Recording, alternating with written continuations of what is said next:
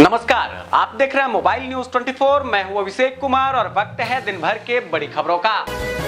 African देश Burkina Faso में हुआ आतंकी हमला, किसानों पर हमलावरों ने की अंधाधुंध फायरिंग, 41 लोगों की गई जान, दर्जनों लोग हुए घायल। पाकिस्तान के पूर्व प्रधानमंत्री और पाकिस्तान तहरीक-ए-इंसाफ पार्टी के प्रमुख इमरान खान ने कहा कि देश में लोकतंत्र काफी निचले स्तर पर है। उन्होंने अपने पार्टी समर्थकों को इकट्ठा होकर सरकार के खिलाफ नारेबाजी करने को भी कहा। कर्नाटक विधानसभा चुनाव में कांग्रेस को बड़ी जीत हासिल हुई है, जहां 224 विधानसभा सीटों में कुल 135 सीटों पर कांग्रेस ने शानदार जीत दर्ज की। इस शानदार जीत के बाद कांग्रेस ने अपने ट्विटर वॉल पर हनुमान जी का एक पोस्टर जारी किया है, जिसमें सिद्धारमैया, डीके शिव कुमार और राहुल गांधी नजर आ रहे हैं। पटना के नौबतपुर में हनुमंत कथा के दौरान बाबा बागेश्वर ने बयान दिया कि बहुत जल्द हिंदू राष्ट्र की घोषणा होगी। उनके इस बयान पर राजद जदयू नेता ने प्रतिक्रिया दी। नेताओं ने कहा कि क्या हिंदू राष्ट्र को बनाने के लिए वे संविधान को ही बदल देंगे। राजद के राष्ट्रीय प्रवक्ता मृत्युंजय तिवारी ने कहा कि धीरेन्द्र शास्त्री के पटना आने को लेकर हमने आशंका जताई थी कि वह धर्म के आधार पर समाज में भेदभाव की बात करेंगे और हमारी आशंका सही साबित हुई है। वे भाजपा और आरएसएस के राजनीतिक एजेंडे को चलाने के लिए पटना आए हैं। कर्नाटक चुनाव में कांग्रेस की जीत पर बोले जयराम रमेश, कहा भारत जोड़ो यात्रा के समय से ही तय हो गया था एजेंडा, उसी से मिली भारी जीत। कर्नाटक चुनाव में बीजेपी को मिली हार का इस साल के अंत में तेलंगाना में होने वाले विधानसभा चुनाव पर भी पड़ सकता है असर, जहां भाजपा के रणनीतिकारों ने सोचा था कि यदि कर्नाटक में भाजपा को पूर्ण बहुमत प्राप्त होता है तो तेलंगाना में पार्टी कार्यकर्ताओं का मनोबल बढ़ेगा। लेकिन अब भाजपा नई रणनीति बनाने की सोच रही है। फिल्म द केरल स्टोरी देखने के बाद मेकर्स पर भड़क गए शिवसेना उद्धव गुट के नेता संजय राउत, जहां उन्होंने अदा शर्मा की इस फिल्म को बताया विभत्स। कर्नाटक के डीजीपी प्रवीण सूद बनाए गए सीबीआई के नए डायरेक्टर। 25 मई को खत्म होगा मौजूदा डायरेक्टर का कार्यकाल। उत्तर प्रदेश में 2 चरणों में हुए नगर निकाय चुनाव को लेकर आज दोपहर तक सभी सीटों के परिणाम घोषित कर दिए गए, जहां सत्तारूढ़ भारतीय जनता पार्टी ने सभी 17 नगर निगमों में महापौर सीट पर एक तरफा कब्जा कर लिया। वहीं नगर पालिका परिषद और नगर पंचायतों में भी विपक्षी दल को भाजपा ने पीछे छोड़ दिया है। बिहार के आरा के कृष्णागढ़ इलाके में कुछ गुंडों ने दिन दहाड़े बीच सड़क पर मुखिया के पति की गोली मारकर हत्या कर दी, जहां वारदात सीसीटीवी कैमरे में कैद हो गया है। और सवाल खड़ा हो रहा है कि क्या बिहार में फिर से जंगल राज वापस आ गया है।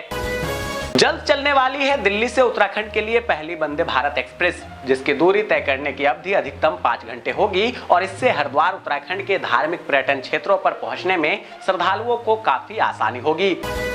पंजाब में आपके नवनिर्वाचित सांसद सुशील कुमार रिंकू ने केजरीवाल से मुलाकात की और पंजाब की जनता का सेवा करने का आशीर्वाद लिया। इस बीच सांसद ने कहा कि मैं सभी मुद्दे को संसद में मजबूती से उठाऊंगा।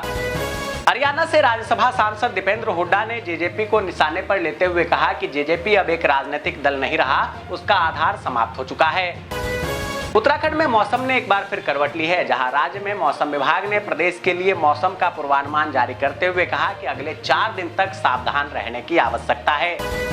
मध्य प्रदेश के सीएम शिवराज सिंह चौहान ने बड़ा बयान दिया है, जहां सीएम ने कहा कि मध्य प्रदेश की धरती पर आतंक के लिए कोई जगह नहीं है। हम मध्य प्रदेश को किसी भी कीमत पर केरल स्टोरी नहीं बनने देंगे। हिमाचल प्रदेश के मुख्यमंत्री सुखविंदर सिंह सुक्खू ने कहा कि प्रदेश को देश में पसंदीदा निवेश गंतव्य के रूप में विकसित करने के उद्देश्य से प्रदेश सरकार ने कई नीतियां अपनाई है, जिसके तहत नए उद्योग स्थापित करने के लिए सस्ती दरों पर बिजली, राज्य वित्त निगम तथा राष्ट्रीय बैंकों के माध्यम से आसान ऋण जैसी सुविधाएं उपलब्ध करवाई जा रही है। मोखा चक्रवात के गंभीर रूप धारण करने और बांग्लादेश तथा म्यांमार के तटीय इलाके से टकराने की संभावना को देखते हुए पश्चिम बंगाल के पूर्व मेदिनीपुर और दक्षिण 24 परगना जिले के तटीय इलाके में आपदा मोचन बल के कर्मियों को हाई अलर्ट पर रखा गया है। छत्तीसगढ़ के सीएम भूपेश बघेल ने युवाओं को बड़ी सौगात दी है, जहां सीएम ने आईटीआई प्रशिक्षण अधिकारियों के पद बढ़ा दिए हैं, जहां अब 920 पदों पर भर्ती होगी। बता दें कि पहले ये पद 366 थे। महाराष्ट्र के पूर्व मंत्री आदित्य ठाकरे ने की दिल्ली के मुख्यमंत्री अरविंद केजरीवाल से मुलाकात, बोले दांव पर है देश का लोकतंत्र और संविधान।